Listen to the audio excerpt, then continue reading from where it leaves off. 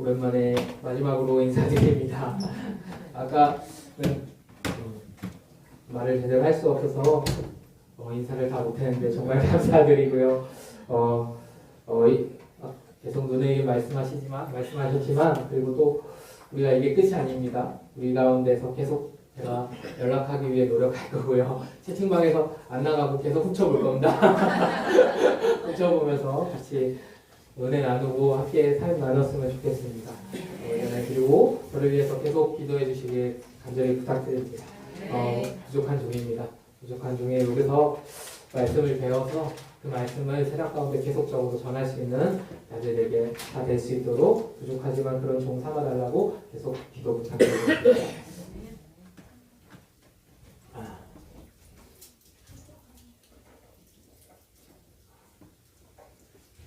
오늘 말씀을 준비하면서 그전에 오늘 원래는 공산당에 대해서 공산권에 대해서 그걸 어떻게 받아들여야 할지 공산당의 원리가 막시즘이 어디서부터 났고 그 막시즘을 우리가 어떻게 받아들이고 기독교적으로 그걸 어떻게 관찰하고 우리가 그것을 해결해 나갈지 돌파해 나갈지에 대해서 함께 나누려고 목사님과 계획을 했지만 무기하게 하나님께서 부르셔서 설교를 바꾸게 되었습니다. 그래서 우리가 마지막 이 설교를 어떻게 나눌까 고민하고 기도하는 가운데 하나님께서 주시는 마음이 우리 가운데 참된 소망은 하나 있다.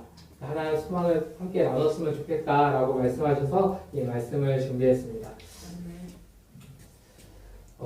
우리 금요 예배 많이 드리시는 분들 계신데 금요 예배 드리시면 다들 아시겠지만 마태복음 24장은 종말의 때에 대해서 이야기하고 있습니다. 지금의 그 종말의 때인 걸 믿으십니까? 네. 종말의 때가 점점 다가오고 있습니다.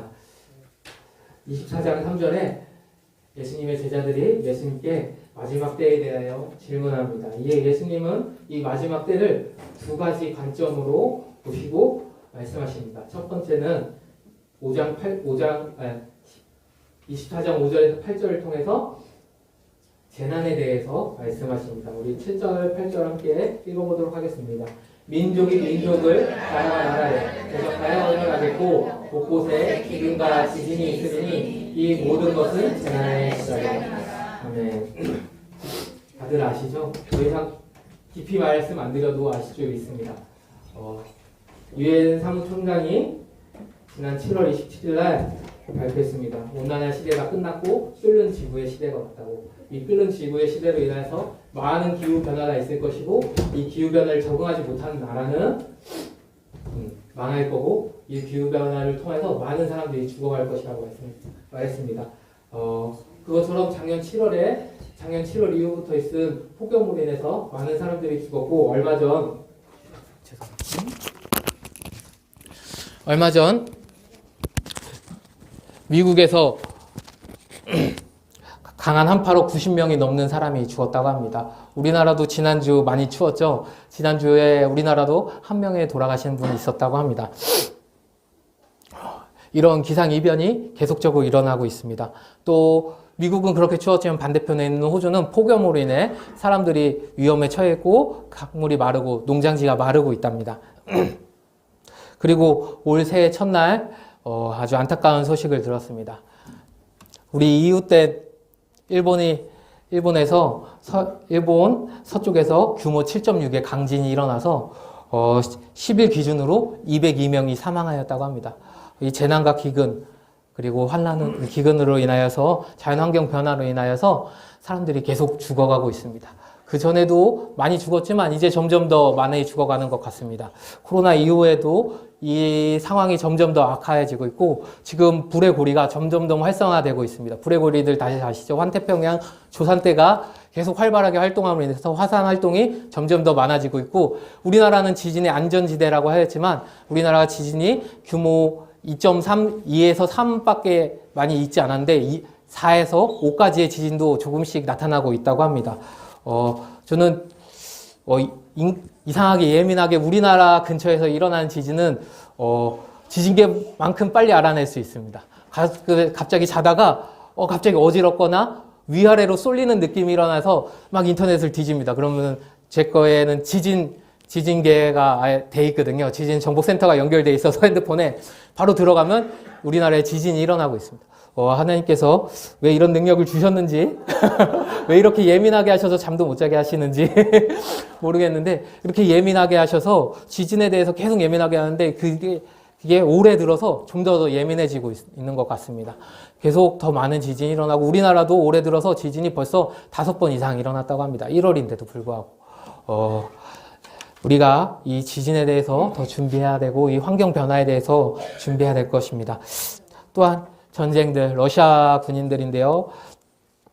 우크라이나와 러시아가 점점 휴전하는 것 같더니 미국에서 휴전을 한다고 하더니 휴전을 위해서 사람이 간다고 하더니 다시 우크라이나가 대공습을 했습니다. 드론으로. 그래서 다시 한번 러시아와 전쟁이 지금 냉전 상태고, 아시다시피 이스라엘과 하마스의 그 사이가 계속적으로 악화되고 있습니다. 특히 이스라엘이 그저께는 이스라엘이 유엔이 있는 곳에 폭탄을 떨어뜨려서 유엔 난민촌에 있는 사람들이 또 죽게 되었고, 또 다시 전쟁으로 인해서 사람들이 더욱더 힘들어하게 되었습니다. 그리고 지금 이렇게 계속적으로 힘든 가운데 다시 예멘의 후티 반군과 영국과 미국이 다시 한번 싸움을 하려고 지금 준비 중인 것 같습니다. 전쟁의 긴장감이 계속적으로 전 세계적으로 감동되고 있는 것 같습니다.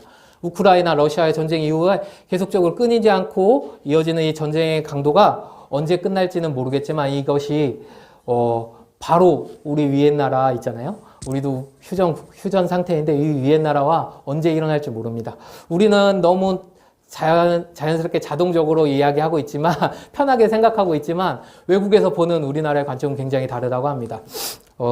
군대에 있을 때 작전 장보관 장교 한 분이 계셨습니다. 그분이 같이 저녁 근무를 쓰면서 우리나라 위험하다라는 걸 계속적으로 말씀해 주셨고, 우리나라 뉴스 절대 보지 마라. 네가 앞으로 계속 영어를 공부해서 CNN이랑 BBC를 꼭 봐라. 우리나라 뉴스는 절대 먼저 얘기 안 해줄 거다. 국민들이 어떻게 피난할지 우선 위에 있는 사람들이 벌써 피난하고 나서 그 다음에 주민들이 피난해야지 안전하게 피난할 수 있기 때문에, 그런 계획들이 있기 때문에 우리가 바로 알 수 없기 때문에 우리는 BBC나 그런 것, 미국 매체들을 잘 보라고, 외국 매체들을 잘 보라고 말해줬던 기억이 있습니다. 이렇게 우리도 안전한 시대가 아닙니다. 우리가 이 환란에 그리고 이 재난에 가까운 시대에 있음을 우리가 기억했으면 좋겠습니다. 예수님의 두 번째 관점은 환란입니다. 우리가 함께 읽어보도록 하겠습니다. 그때 사람들이 너희를 환난에 넘겨주겠으며 너희를 죽이리니 너희가 내 이름 때문에 모든 민족에게 미움을 받으리라. 아멘. 마지막 때에 고난이 있을 것이라고 말하고 있습니다. 그런데 이 말씀에서 보시면 한 가지 중요한 사실이 있습니다. 이 고난이 우리가 겪는 일반적인 고통이 아니라 하나님 예수 그리스도의 이름으로 인한 고통이라는 것입니다. 예수 그리스도의 이름 때문에 너희 그리스도인들이 미움을 받게 될 것이라고 말하고 있습니다. 우리를 환난 가운데 둘 것이라고 말하고 있는 것입니다. 예수님의 관점은 그냥 일반적인 우리의 고난을 당하는 것이 아니라 예수님을 믿음으로, 예수 그리스도를 우리가 주로 고백하게 됨으로 말미암아 오는 고난이 있다고 말하고 있는 것입니다. 혹시 오픈도어 선교회라는 걸 들어보셨습니까? 신장로님 들어보셨나요? 그죠. 신장로님 활동하셨을 것 같습니다. 그맘쯤 때였는데요. 고린도전서 2장 26절 말씀 한번 읽어보도록 하겠습니다. 만일 한 지체가 고통을 받으면 모든 지체가 함께 고통을 받고 한 지체가 영광을 얻으면 모든 지체가 함께 즐거워하느니라. 이 말씀을 중심으로 1955년에 평신도 사역자 브라더 앤드류라는 사람이 공산권 지역에 있던 폴란드에 있는 목사님들에게 성경책을 전해주기 위하여서 단체를 만들기 시작했고, 이 단체가 점점점 커져서 현재는 중동, 아프리카 등 예수님을 믿음으로 이 말미암아 이 기독교를 박해하는 지역으로 많은 사람들을 파송하여서 박해받는 그리스도인들을 지켜주거나 돕는 일을 하고 있습니다. 좀 전에 말씀드렸다시피 우리나라도 1995년에 우리나라 본부도 생겼습니다. 우리나라 본부는 다른 나라 다른 나라를 바라보는 것이 아니라 오직 한 곳, 우리 위에 있는 나라 북한만을 바라보고 북한 지하교회를 섬기고 북한을 선교하기 위하여서 설립되었습니다. 이 오픈도어 선교회가 매년마다 특별하게 하는 일이 있습니다. 그것은 월드 와치 리스트라는 겁니다. 세계 사람들 꼭 봐주세요. 이 리스트를 봐주세요 하는 것입니다. 지금 보시는 화면은 2022년 10월 1일부터 2023년 9월 30일까지 기간을 포함하여서 전 세계에 있는 사람들 중에, 전 세계에 있는 기독교에 있는 사람들 중에 어떤 환난을 겪고 있는지, 그 사람들이 어떤 고난을 당하고 있는지 그것을 발표하였습니다. 첫 번째 보시면 전 세계 기독교인 중 4,998명이 신앙과 관련된 공격으로 죽임을 당했다고 하고 있습니다. 그리고 이 수치는, 죽임당하는 수치는 더 높아질 것으로 예상되지만 보고되지 않는 경우가 더 많다고 합니다. 보고되지 않는 경우가 많아서 이미 이 수치도 더 넘을 거라고 예상하고 있지만 이 수치보다 계속적으로 늘어날 거라고 생각하고 있답니다. 두 번째는 교회와 기독학교 그리고 병원에 대한 공격이 2110건에서 2023년 2110건에서 14,766건으로 7배나 증가했다고 하고 있습니다.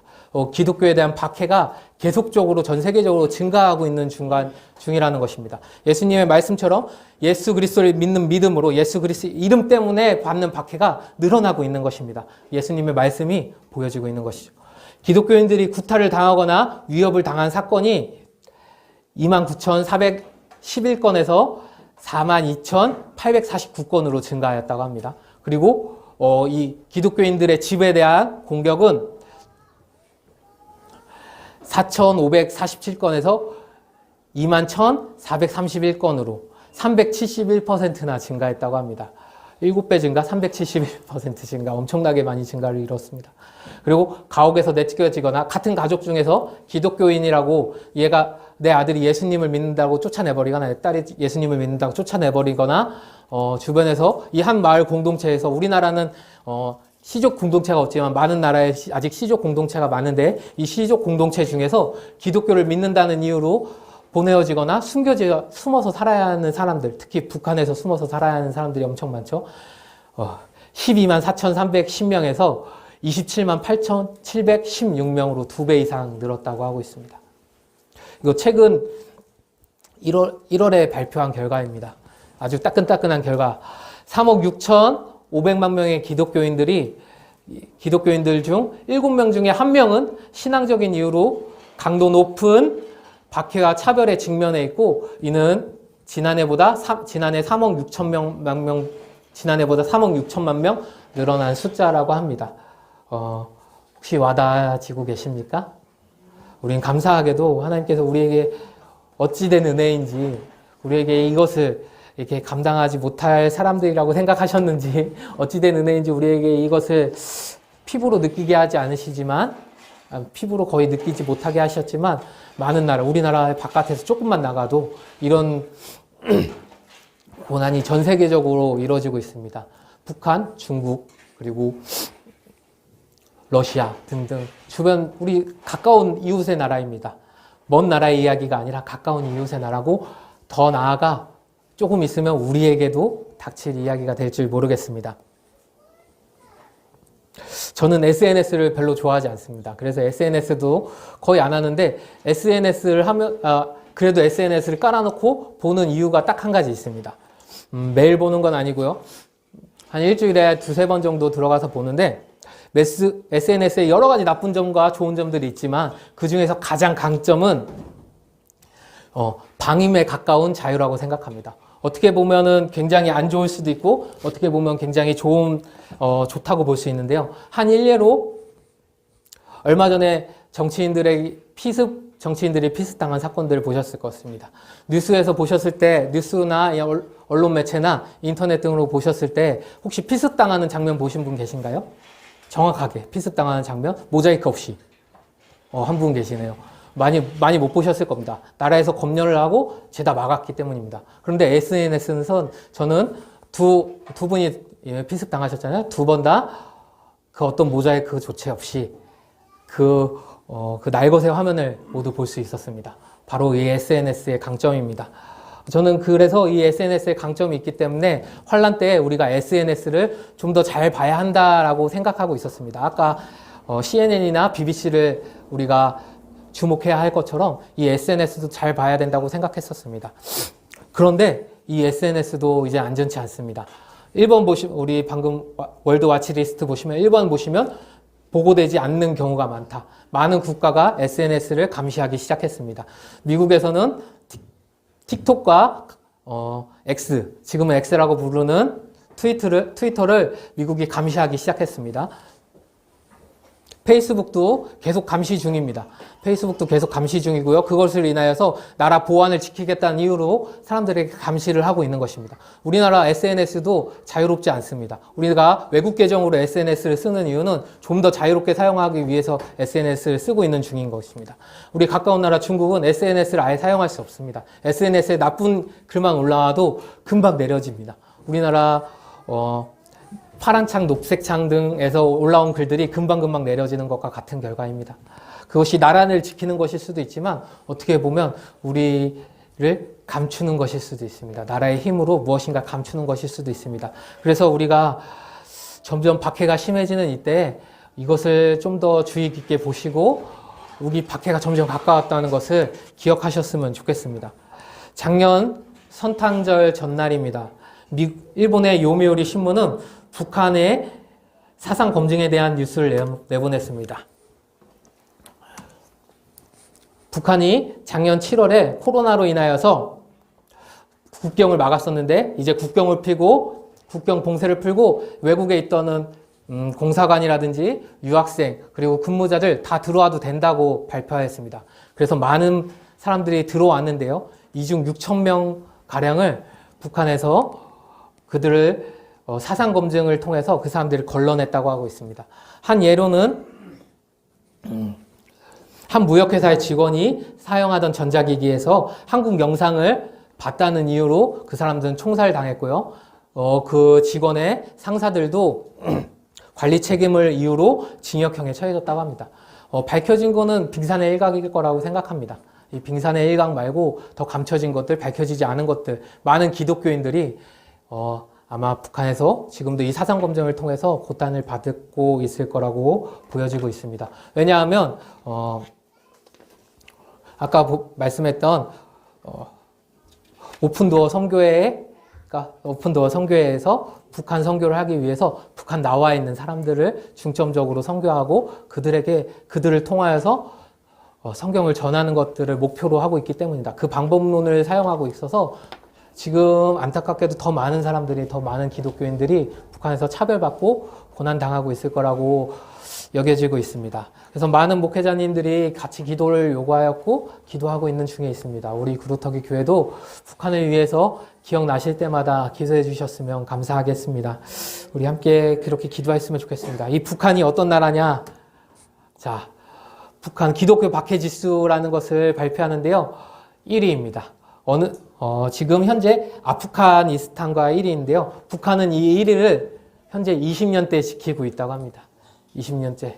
굉장히 오랜 기간 동안 이 북한이 박해를 당하고 있는 것입니다.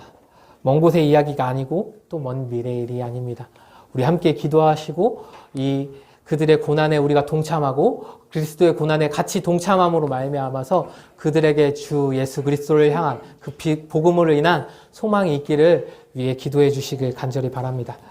그리스도인으로 산다는 것 결코 쉬운 일이 아닙니다. 이런 직접적인 고난은 없지만 우리 사회에서 우리가 살아가면서 고난들 많이 있습니다. 우리 친구들 교회에 나온다는 이유로 친구들은 다른 곳에서 놀고 있는데 다른 또래들 같이 놀고 있는데 우리 친구들은 여기 나와서 그들과 놀지 못하고 그들과 문화를 누리지 못하고 이곳에서 예배드립니다. 어떻게 보면 그걸 또한 한 왕따의 일종입니다. 왕따의 일종으로 바라볼 수도 있겠죠.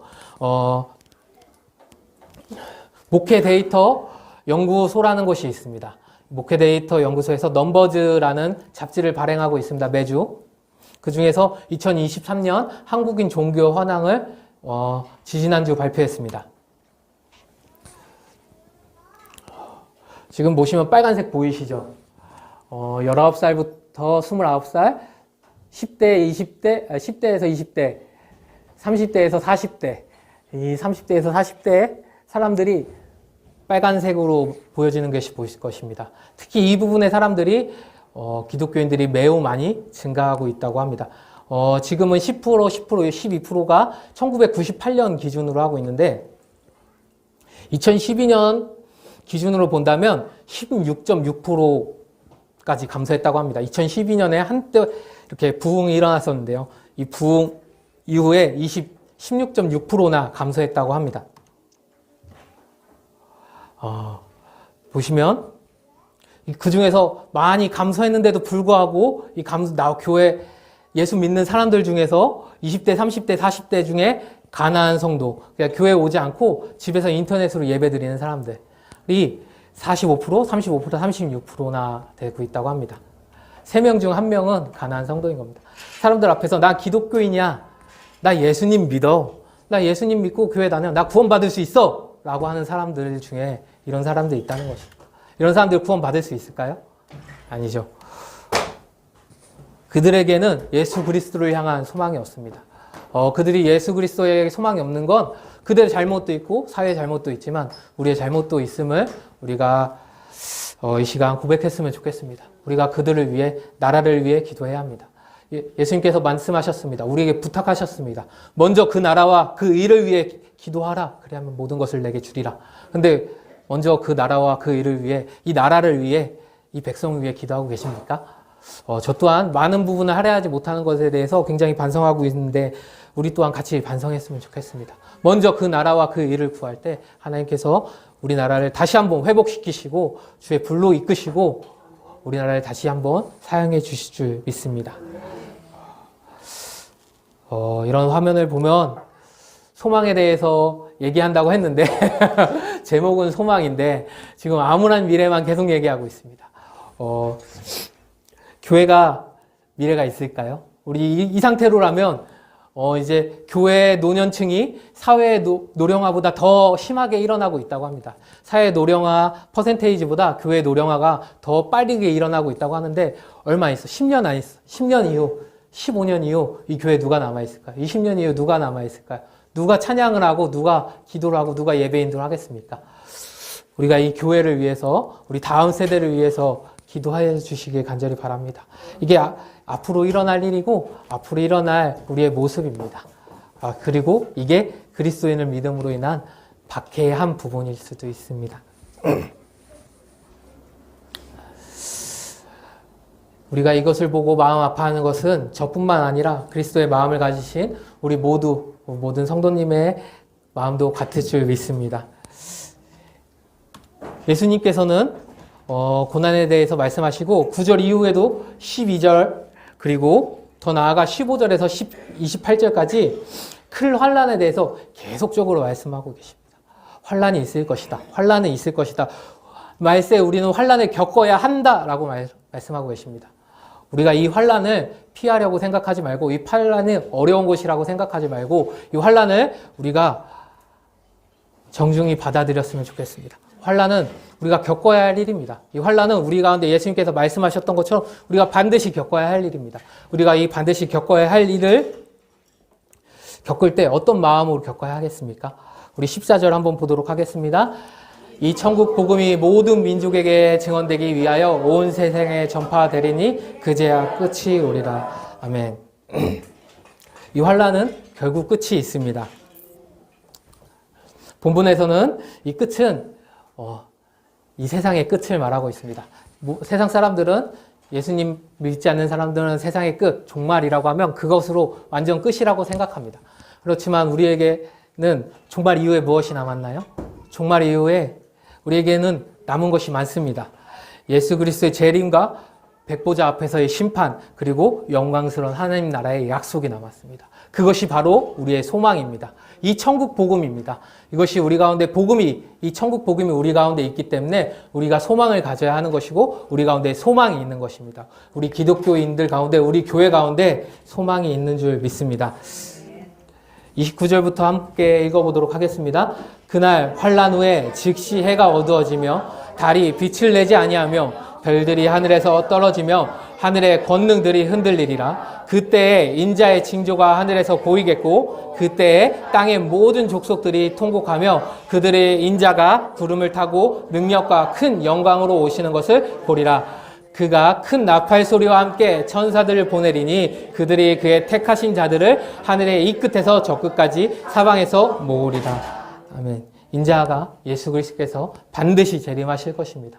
주님께서는 우리 가운데 반드시 재림하실 것이고 이 끝에서 저 끝까지 예수 그리스도를 믿는 사람들, 그 믿음을 지킨 사람들을 반드시 부르실 것입니다. 그리하여서 준비된 신부들에게 혼인잔치에 참여하는 기회를 주실 줄 믿습니다.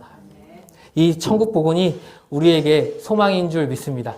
로마서 5장 3절 4절에서 바울은 이렇게 이야기합니다. 다만 이뿐 아니라 우리가 환난 중에도 즐거워하나니 이는 환난은 인내를, 인내는 연단을, 연단은 소망을 이루는 줄 알미로다. 아멘.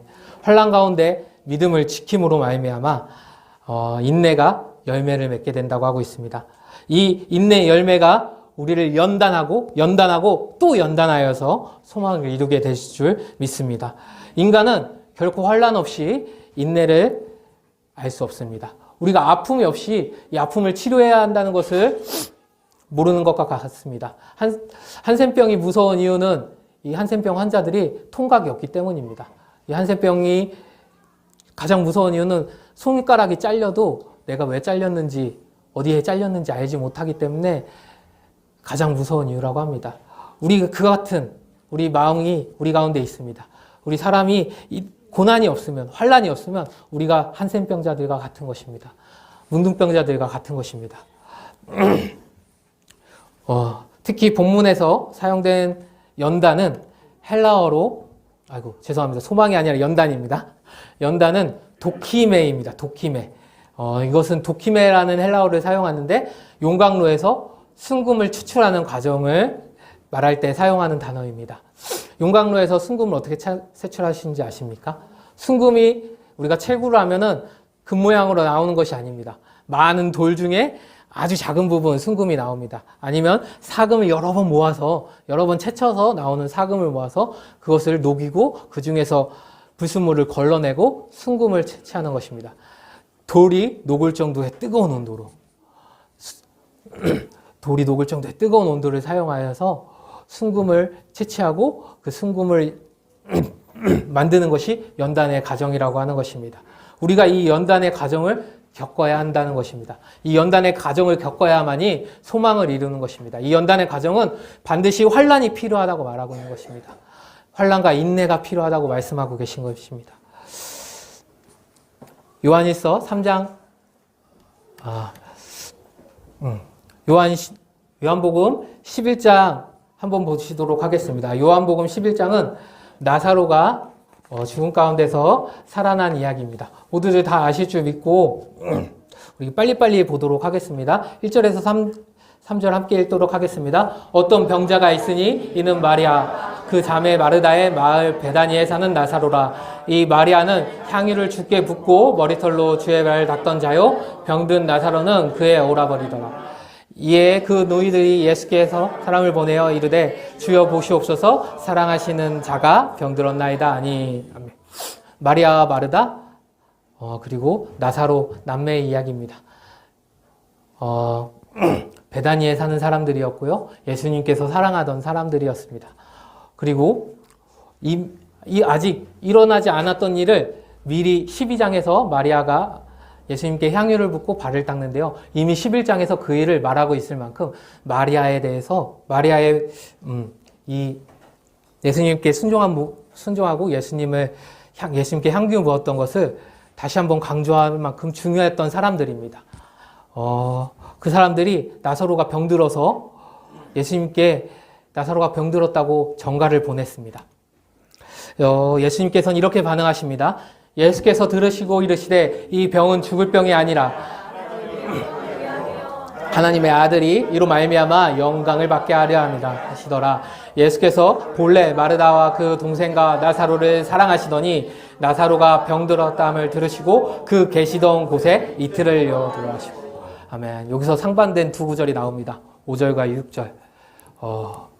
예수님께서는 마르다와 그 동생과 마리아, 그 동생 마리아와 나사로를 사랑하셨다고 하고 있습니다. 사랑하셨다고 하는데 나사로가 병들었다는 얘기를 듣고 이틀을 더 유하고 계십니다. 사랑하는 사람이 병들었다는 얘기를 들었습니다. 내 자식이 병들었다는 얘기를 들었습니다. 먼 곳에 있는 내 자식이. 그럼 어떨까요? 우린 반드시 달려갈 것입니다. 아마 그게 사람의 마음이고 사랑하는 사람의 마음일 것 같습니다.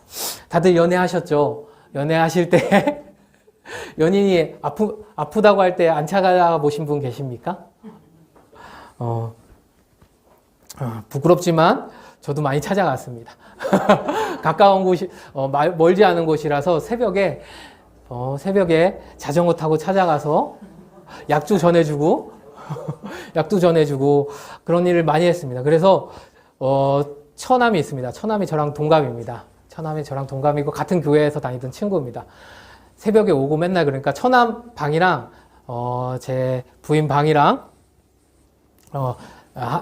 현관문을 사이에 두고 있는데 매 이렇게 아플다고 할 때마다 뭐 할 때마다 찾아가니까 제발 좀 오지 말라고 밤에 잠 좀 자게 오지 말라고 저한테 그렇게까지 얘기할 정도로 자주 갔었습니다. 그게 사랑의 마음이 아닌가 싶습니다. 그런데 예수님께서 사랑하시는데 이틀 동안 더 머물고 계셨다고 하고 있습니다. 예수님께서 이곳 계시던 곳은 베다니입니다. 베다니가 신약 성경에 두 곳이 나옵니다. 요단강 동편 베다니와 요단강 서편에 예루살렘 밑에 있는 베다니가 있습니다. 요단강 동편 베다니는 세례 요한이 세례를 주던 곳입니다. 세례 요한이 세례를 주던 곳인데 예수님께서 유대인들이 예수님을 잡아 죽이려고 계속하기 때문에 세례 요한이 세례를 주던 곳 요단강 동편 베다니에 머물고 계셨던 것입니다. 그곳에서 나사로가 아프다는 얘기를 들었음에도 불구하고 예수님께서 찾아가지 않고 계십니다. 예수님께서 찾아가지 않는 이유는 4절에 나오고 있습니다. 이 병이 죽을 병이 아니라라고 말씀하고 있습니다. 하나님의 아들이 이로 말미암아 영광을 받게 하려 하고 있다고 하고 있습니다. 예수님께서는 미래를 보시고 미래에 있을 일을 예견하고 사람들과 제자들에게 말씀하셨습니다. 그런데 이것을 알 수 있는 사람이 있었을까요? 7절, 8절을 보시면 그 후에 제자들에게 이르시되 유대로 다시 가자 하시니 제자들이 말하되 라삐어 방금도 유대인들이 돌로 치려 하였는데 또 그리로 가시려 하나이까. 예수님이 가셔야 할 곳은 그런 베단이었습니다. 예루살렘 바로 밑이었기 때문에 유대인들이 많았고 절기에 유대인들이 예루살렘에 꽉 차였기 때문에 그 주변에 많은 유대인들이 있었고 유대인들이 예수님을 보면 죽이려 했었습니다. 그곳을 다시 가려고 하시는 것입니다. 그리고 11절에 보시면 이 말씀을 하신 후에 또 이르시되 우리 친구 나사로가 잠들었도다. 그러나 내가 깨우러 가노라 라고 말씀하십니다. 예수님이 제자들에게 방금 말씀하시고 한 가지 비유를 말씀하십니다. 이 비유를 말씀하시면서 천천히 베다니로 가고 계십니다. 가시면서 우리 친구 나사로가 잠들었다라고 말씀하고 계십니다. 예수님께서 우리를 친구로 부르셨습니다. 얼마나 감사한 일인 줄 모르겠습니다. 이 친구 나사로가 잠들었다고 하고 있습니다. 제자들은 이 얘기를 듣고 알아듣지 못하고 있습니다. 예수님 나사로가 잠들었다고 하니까 차라리 낫겠습니다. 아플 때 자면은 아픈 거 못 느끼고 좋지 않습니까? 이렇게 얘기합니다. 근데 예수님께서 14절, 15절 이렇게 말하고 계십니다. 이에 예수께서 밝히 이르시되 나사로가 죽었느니라. 내가 거기에 있지 아니한 것은 너희를 위하여 기뻐하노니 이는 너희로 믿게 하려 함이라. 그러나 그에게로 가자 하시니 예수님께서 제자들이 알아듣지 못하니까 나사로가 죽었다라고 말하고 있습니다. 나사로가 죽었어 얘들아. 근데 너희가 그리고 우리가 그곳에 있지 않은 건 너희한테 복이야. 내가 이 일로 인해서 너무 기뻐. 왜냐하면 너희가 이 일로 인하여서 믿음에 강하여질 것이기 때문이야 라고 말하고 있는 것입니다. 나사로가 죽었는데 예수님은 기뻐하십니다. 이 기쁨의 소망이 이 부활의 소망, 하나님의 약속의 소망을 가진 자와 이 소망을 가지지 않은 자를 나눠주고 있는 것입니다. 여기 이 소망을 가지지 않은 사람이 등장하기 시작합니다. 함께 읽어보도록 하겠습니다. 베다니에는 예루살렘에 가깝기 한 오리쯤 되매 많은 유대인이 마르다와 마리아에게 그 오라비의 일로 위문하러 왔더니 마르다는 예수께서 오신다는 말을 듣고 곧 나가 맞이하되 마리아는 집에 앉았더라. 마르다가 예수께 여짜오되 주께서 여기 계셨더라면 내 오라버니가 죽지 아니하였겠느냐. 21절 보시면 마르다는 믿음이 분명히 있는 사람입니다. 예수님께서 계셨다면 나사로가 죽지 않았다고 그 믿음을 가진 사람입니다. 믿음이 있지만 천국에 대한 소망, 부활에 대한 소망을 가지지 못한 절망 가운데 있는 사람입니다. 마르다가 슬퍼하며 예수님께 여짜오되 주께서 여기 왜 안 계셨습니까? 주께서 그 소식을 듣고 빨리 오셨으면 내 오빠가 죽지 않았을 것입니다. 라고 예수님께 원망하고 있는 것입니다. 앞에 20절 보시면 마리아는 예수님이 오셨다는 소식을 듣고도 슬픔에 잠겨서 예수님을 맞이하러 가지 않습니다. 어떻게 보면 마르다가 마리아보다 예수님을 향한 믿음과 예수님을 향한 섬김과 겸손이 더 높았던 사람이 아닐까 싶습니다. 슬픔 중에도 예수님을 사랑하는 마음으로 나갔습니다. 하지만 마르다는 절망에 있습니다. 환난 가운데 있습니다.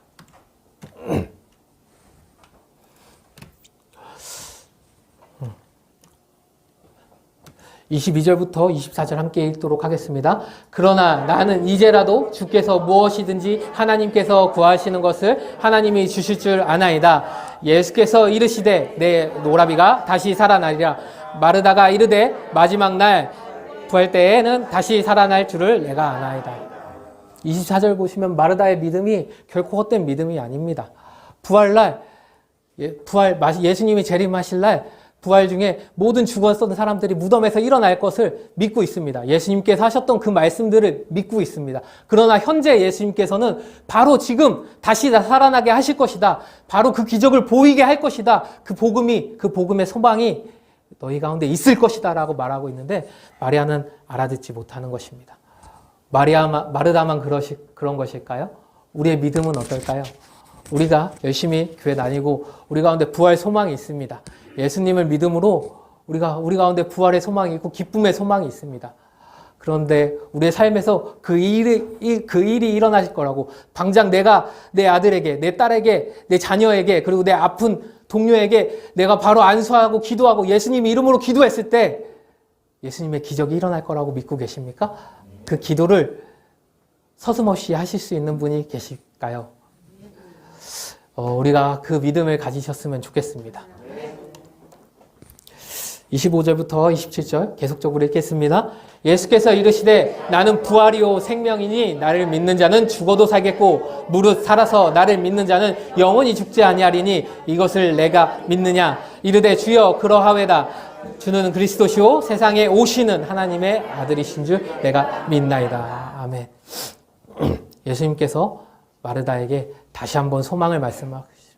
나는 부활이다. 나를 믿는 자는 죽어도 살겠고 살아서 믿는 자는 영원히 죽지 아니하리다. 나사로가 영원히 죽지 아니할 거야. 나사로는 일어날 거야. 믿어. 마르다에게 다시 한번 말씀하고 계시는 것입니다. 마리아가 그 말씀을 듣고 고백합니다. 그리스도시요. 베드로의 고백은 살아계신 하나님의 아들이십니다인데 마르다의 기도는 세상에 오시는 하나님의 아들이신 줄 믿나이다. 근데 이것도 나쁜 고백은 아닙니다. 여기서 오시는이라는 단어는 메시아를 쓸 때, 메시아가 구약에서 메시아께서 오신다 하실 때 쓰는 단어입니다. 다른 곳에서는 사용하지 않는 단어입니다. 그렇기 때문에 예수님을 메시아라고 믿기 때문에 이 단어를 사용해서 하나님의 아들이라고 말하고 있는 것입니다. 예수님이 메시아라고 고백하고 있습니다. 그렇게 예수님을 메시아라고 고백하고 이 소망을 받아들인 마르다는 마리아를 부릅니다.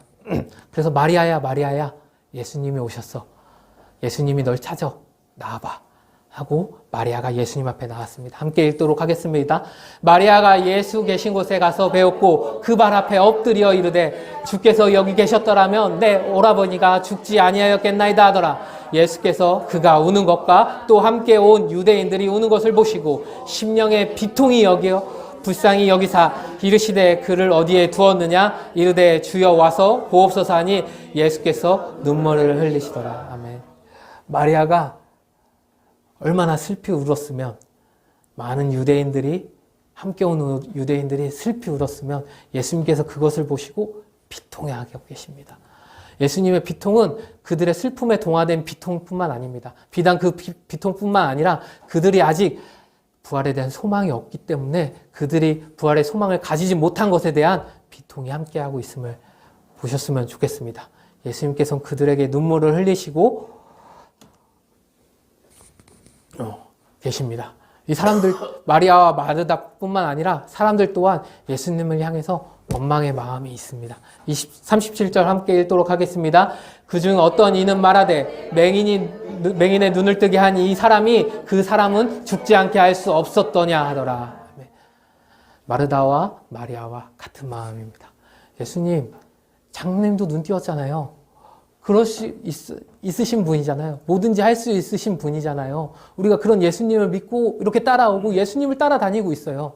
그런 예수님께서 왜 안 하셨어요? 왜 못 하셨어요? 이러고 말씀하고 계십니다. 우리가 신앙생활을 합니다.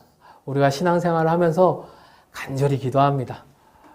그러나 이 간절한 기도 가운데 얼마나 응답받고 계십니까? 많은 부분에서 응답을 받으신다면 정말 하나님의 은혜가 있음을 축하드립니다. 그러나 많은 부분에서 응답받지 못한다 할지라도 우리 가운데 감사함이 있었으면 좋겠습니다.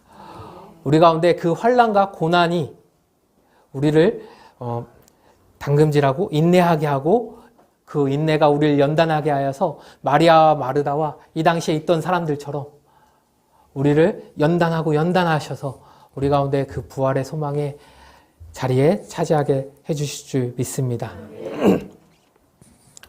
예수님께서 드디어 일하시기 시작합니다. 예수께서 이르시되 돌을 옮겨 놓으라 하시니 그 죽은 자의 누이 마르다가 이르되 주여 죽은 자가 벌써 냄새가 나나이다. 예수께서 이르시되 내 말이 내가 믿으면 하나님의 영광을 보리라 하지 아니하였느냐 하시니 아까 마르다는 예수님의 말을 듣고 믿은 것 같았어요. 그런데 예수님께서 다시 한번 이제 일할 거야. 마르다야, 봐. 내가 나사로를 지금 살릴 거야. 문을 열어줄래? 했는데 마르다가 예수님 들어가지 마세요. 이미 사흘이나 지나서 시체가 썩기 시작했어요. 시체가 썩기 시작해서 냄새가 너무 나요. 예수님 들어가시지 마세요. 제가 사랑하는 예수님이 그런 고난 당하지 않았으면 좋겠어요. 그런 불결한 거 만나지 않았으면 좋겠어요. 이게 마르다의 마음일 것입니다. 그런데 예수님은 그 마르다에게 다시 한번 말씀하십니다. 내가 믿으면 하나님의 영광을 보리라 하지 않았느냐. 하나님의 영광을 보기 위해서는 네가 다시 한번 믿어라 라고 하고 계십니다.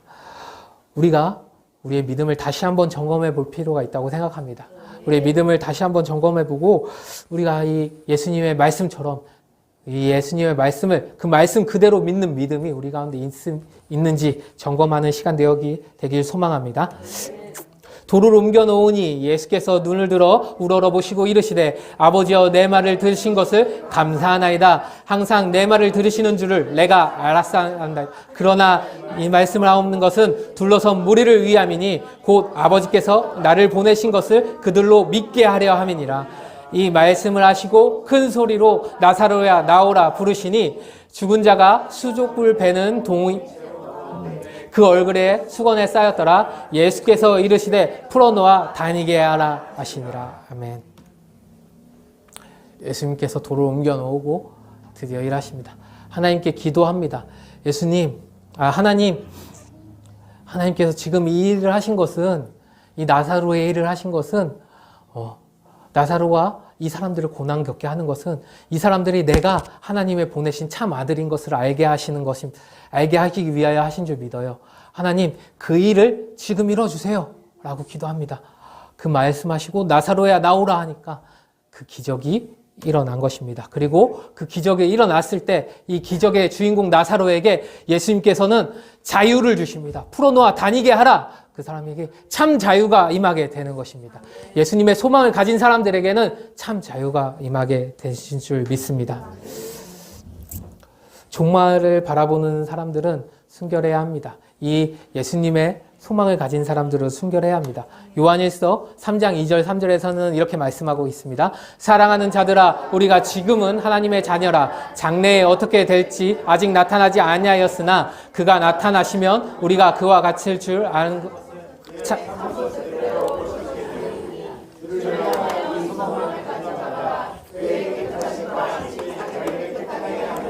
아멘.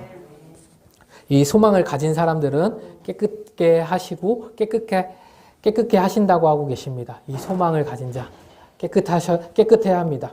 우리는 흰옷을 입은 백성이십니까? 우리 그루터기는 흰옷 입은 백성인 줄 믿습니다. 이렇게 매일 기도하고 매일 모여서 예배하고 늦은 시간 몇 시간씩 하나님께 드리는데 깨끗하지 아니할 수가 없습니다. 그런데 이 소망을 가진 사람들과 가지지 않은 사람들은 확실히 다른 것을 알 수 있습니다. 자,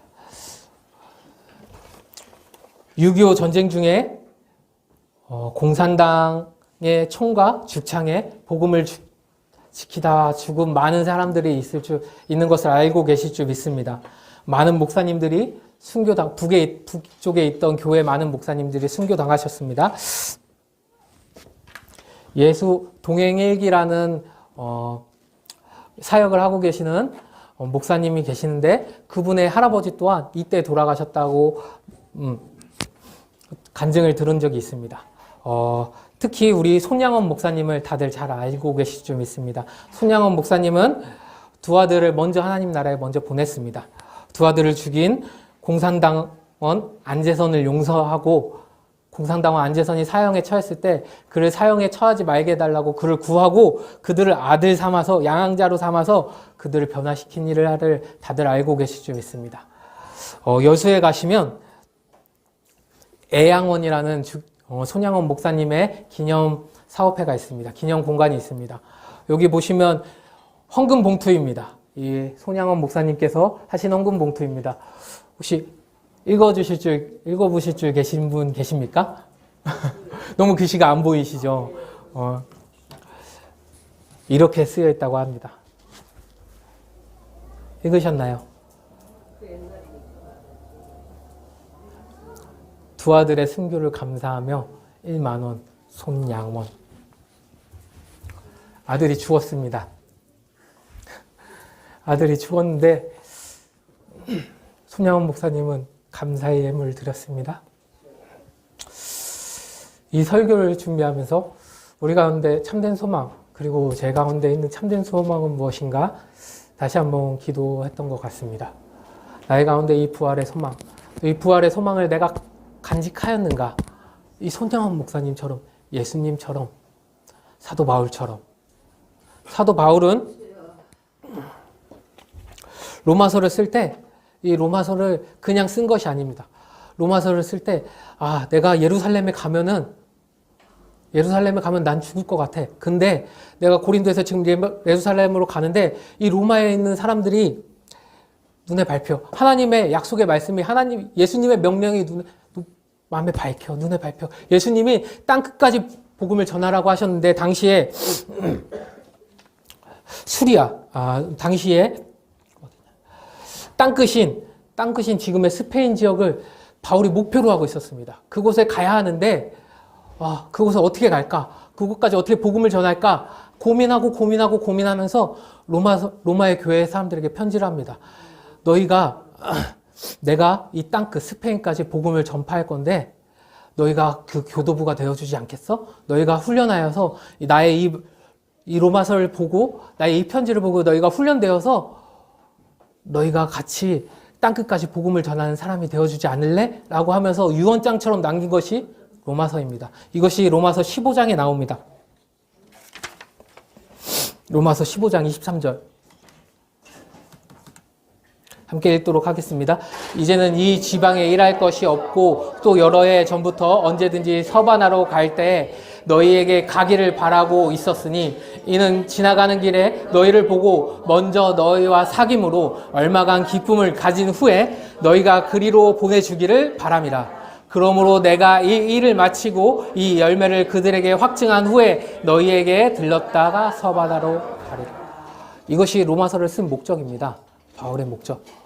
내가 땅끝 서바나 스페인 지역으로 가려고 하는데 가기 전에 너희한테 들려서 너희가 사귀고 너희에게 복음을 전해주고 너희가 복음에 단단히 서서 너희가 날 서바나로 보내줬으면 좋겠어. 이 땅끝까지 보내는 예수님의 지상 명령을 완성하는 일에 너희가 동참하고 내가 그 일을 완성하는 일에 사용되는 사람이 되게 해줬으면 좋겠어. 라고 말하고 있는 것입니다.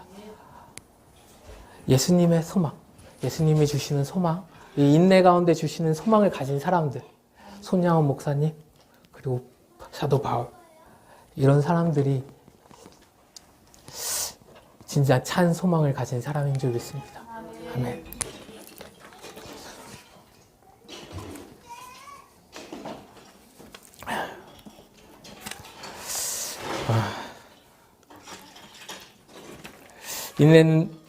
이는 환난이 인내를, 인내는 연단은 소망을 이룰 줄 알미로다. 우리 가운데 이 복음이 전해지길 간절히 소망합니다. 우리 가운데 이 소망이 자라나길 간절히 소망합니다.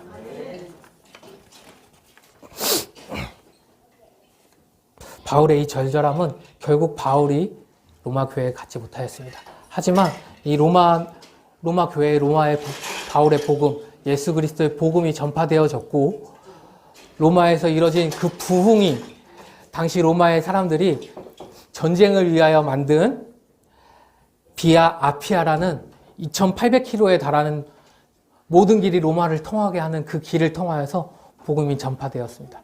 결국 땅끝까지 복음이 전파되었고 이방인 우리에게까지 복음에 전파되어진 역사가 있습니다. 우리가 인내 가운데 소망을 이루면 우리 가운데 하나님의 능력이 나타날 것이고 하나님의 약속이 이루어질 것이고 하나님의 뜻이 이루어질 줄 믿습니다. 우리 가운데 이 소망이 이루어지길 간절히 소망합니다. 예나야 피아노 좀 부탁드립니다. 목사님 죄송한데 주 예수 나의 산소망 PPT 좀 부탁드리겠습니다.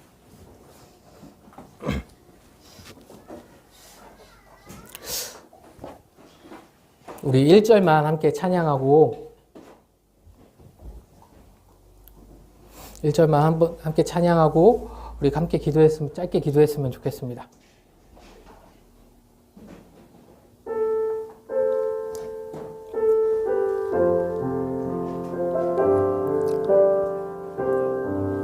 깊은 절망에 수렁 가운데 주님께 갈 수 없던 우리 어두운 밤중에 하늘을 향해 주의 이름 나 부를 때 어둠을 뚫고 오신 주 사랑 나의 절망 거두셨네 주님의 공로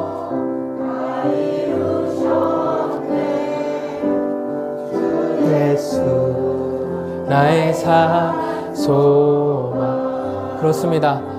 주님만이 우리의 산소망이십니다. 우리가 이 시간 주님만이 산소망이라고 고백할 때 우리는 반드시 환난을 겪게 될 것입니다. 그러나 이 환난을 우리가 함께 기뻐했으면 좋겠습니다.